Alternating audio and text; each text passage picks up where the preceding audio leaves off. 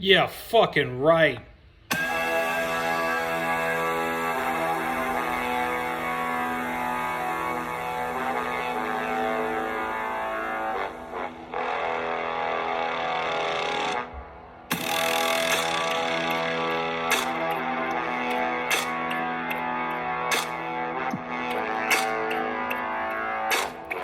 Whoa!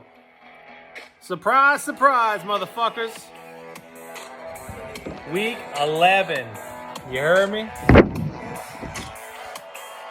The end is near. So, you're probably asking yourself, where do I stand in this league? Well, that's what we're going to go after here, Dan. We're going to talk about standings because it's that time. So, let's go right into it. First of all, good to see you. Sorry about last week. Things have been very hectic. I know for everybody, but been very busy. But I'll be able to sneak this one in this week just for you guys because that's just the kind of guy I am. So we're going to talk about standings. First, we'll start with the league tyrant, Buckmaster, who has basically he secured his spot in the playoffs, 9-1. He's on a 7-win streak, and of course, he has one of his worst performances ever last week, which gave me the opportunity to strike, and he still takes the blade out and cuts my head clean off. No excuses here. Them boys couldn't get it done. Second place, we got Huh You Like That at 8-2. So, he's on a 5-win streak. Your other 8-2 team is my dad's fastest swimmer. These guys are pretty safe. Okay, we got 4 weeks left. Starting from the 6th place spot, you got Jeremy at 5-5. So, for any of these guys to have any sort of danger, which is highly unlikely, they would have to lose out. And that's just not going to happen for Huh You Like That and my dad's fastest swimmer. Then you got your 7-3 teams, Creamy Beige and Chew Poppy. Chew Poppy being the pretender, Creamy Beige being the realist here. Creamy Beige is on a 1-win streak. He had that random loss against Lou where Lou just really stepped up and took down one of the hierarchy members of the league. Chew Poppy, he's on a 1-loss streak. He's 7-3, still a solid record. If anybody's going to be in danger of any being moved out of here, it's Chew Poppy. But standing at 7-3, that's a strong record, so should be okay. Then you have the horse race. You got Me Pussy Me Dak Me Shat at 5-5. Unbeatables coming back very strong at 4-6. Myself at 4-6. Those are the 3 people I feel like that are really competing for the 6th place spot. You have 1-3-17, which is Frank. Not only do me, Matt, or Jeremy have to win out, basically scenario, but Frankie, if ever anyone has any shot, he definitely needs to win out. But he still has a chance. Then you have your teams that are basically out of it and waiting for next year. You got Wienertown at 2-8. You got the Villain at 2-8, shocker. And you have Brady Bunch at 1-9, which is very painful. So, it's pretty crazy. We have a potential champion repeater for the first time, Buckmaster, but there's a lot of teams standing in his way. So we'll see what happens with that. You got Buffkin sitting at 2nd. I mean, he's never won a ship.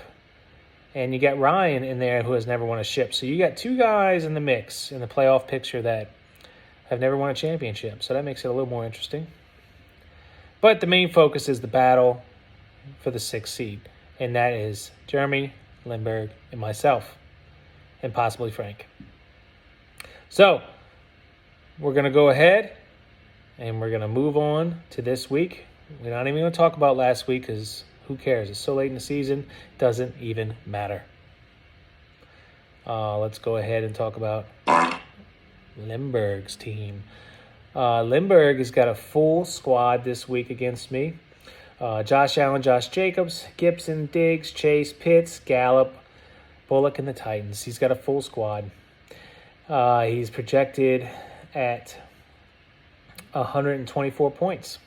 Nice projection. It is imperative that Chubb gets off this COVID and plays this week. He is my only saving grace to keep me in this picture. I got Tommy playing the Giants, so that's good. Tommy should be good on that. He's playing Monday night, too, so you know how Tom Brady is. Chris Carson doesn't look like he's going to be coming back. Talked to Pete Carroll today. He's got his neck is still bothering him, so I'm going to have to throw in Poo-Poo Collins again, and he just isn't be able to get it done with me. Emmanuel Sanders, hit or miss. Got Tyler Lockett. Last week was tough for the Seattle, playing in the cold weather versus Green Bay. Hopefully he bounces back, and Russell Wilson's hand is a little more better. Mark Andrews did very well for me. Jacoby Myers caught his first touchdown. Congratulations to him. And I got Crosby, who is basically Ray Finkel, but I'm still rolling with him because I believe in him. And I got the Eagles defense. I'm projected 111. He's projected 124. It's going to be a very tough matchup for me. I'm not going to project a winner. I'm just going to pull for myself at this point because it's playoff time. So good luck to you, Matthew. Next match, we have Creamy Beige and Frank and the Frankettes. Creamy Beige is looking to end Frank's season. He's got Patrick Mahomes at Dallas. And then, of course, Frankie's got Prescott versus KC. Both quarterbacks should put up significant numbers. Creamy Beige with Joe Mixon. He's got Carter, Thielen, Davante Adams, Zach Ertz, DK Metcalf, T-Bass, and Bills versus the Colts. And then you got Frank with Ezekiel Elliott, Robinson, Mike Williams, CeeDee Lamb, Gesicki, Bateman, Folk, 49ers. Charlie's projected a whopping 127 points. Frankie is projected a whopping 108 points. So, with that being said, I think Frankie puts up a good fight, but the old man's going to take it and put the nail in the coffin on Frank's season. Sorry, Frank. Moving on to my Pussy Me Deck Michette versus the villain. Emil, if there was any week that I need you to win, this is it, pal. So put the headset on and hit that fucking field with a little bit of motivation, huh? A little pep in your step. I know you got to pay my league fee this year, next year, and probably the year after that. But if anything you can do is beat Jeremy this week and upset him. Highly unlikely. Great matchup for Jeremy. But please do it for the sake of myself. Jeremy's got Justin Herbert versus Pitt. Kamara, questionable, playing Philly. Harris at Chargers. Cooks at Tennessee. A.J. Brown at Houston. Freiermuth as his tight end versus the Chargers. DeAndre Hopkins at Seattle. Gonzalez and Cardinals versus Seattle. Then he's got Carson Wentz for Emil. Typical nerd for his team that eats his boogers. Ronald Jones, who is like, it baffles me that you start him every week, and I just, it's one of those things I try to just zone out on, but it's like, man, I don't know if he just forgot to take him out or drop him. I don't know. But yeah, Ronald Jones is starting for Emil Monday night. He's got Mitchell at Jaguars, Deontay Johnson at the Chargers. You got Devin Smith for New Orleans versus New Orleans. George Kittle had a great week. He's got a bye in his flex right now with Sutton. Bucker and the Ravens D versus Chicago. Emil, as much as I want you to win, Jeremy's going to wipe the floor with you, so that's that. Then we got Chew Poppy versus Wienertown. Wienertown looking just to wreck lives at this point. He's becoming a very dangerous team. Teams that have nothing to play for are the most dangerous teams to face. Because Ryan, even though you're 7-3, one more win wouldn't hurt, buddy.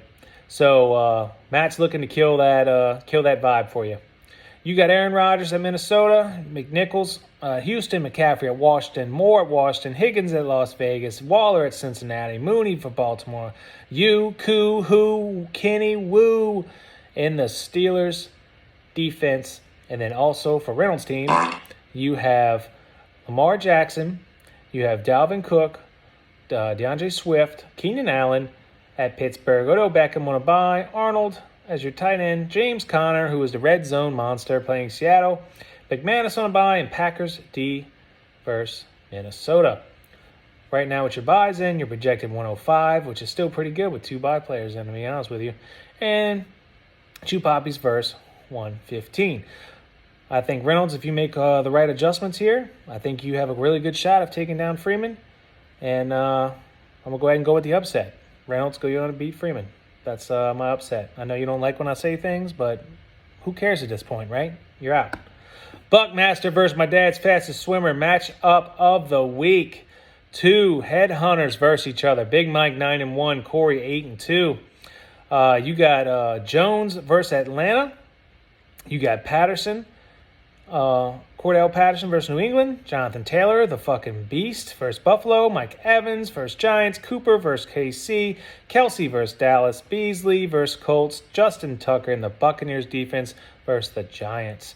Then Corey has Russell Wilson with a healthier hand versus Arizona. Leonard Fournette versus the Giants. Foreman versus Houston. You got Hollywood Brown versus Chicago. Jordan Jefferson versus Green Bay. And you have Knox as your tight end. Christian Kirk as wide receiver for Arizona versus Seattle. Suckup versus the Giants. Cowboys at KC on defense. You are projected 109, Corey. And Buckmaster's projected 118. I'm going to go ahead with my buddy Corey here because I think you're just due for a loss, Mike. 7 wins. Wow. Pretty impressive, but I think you're due for a loss. So good for you, Corey. And the last match, we got the Brady Bunch. Verse is, you like that? Luke's just trying to end people's dreams here. He's got Kirk Cousins at Green Bay, Gaskin at Jets, Clyde Edwards-Helaire versus Dallas, Pittman at Buffalo, Waddle versus the Jets, Henry versus Atlanta, Samuel at Jaguars, Joseph at Green Bay, Browns versus Detroit Lions. Then you got How You Like That with Jalen Hurts at New Orleans. Should be a good matchup for him because we can't run on the Saints, so he's going to be throwing. Austin Eckler versus Pitt, Montgomery at Baltimore, Tyreek Hill at Dallas, Godwin at the Giants, Hockenson at Cleveland, Hunter Renfrow at Cincinnati, more targets for Renfrow because of the dude in the car accident. Carlson and Patriots D versus Atlanta, which is a very good start. I'm going to go, obviously, with How You Like That for the win against Luke. He's projected 125, Luke 105. So that's all we got. Little quick show. Got you something in. You guys are the best. Best of luck this season. And let's go out with a bang. Adios.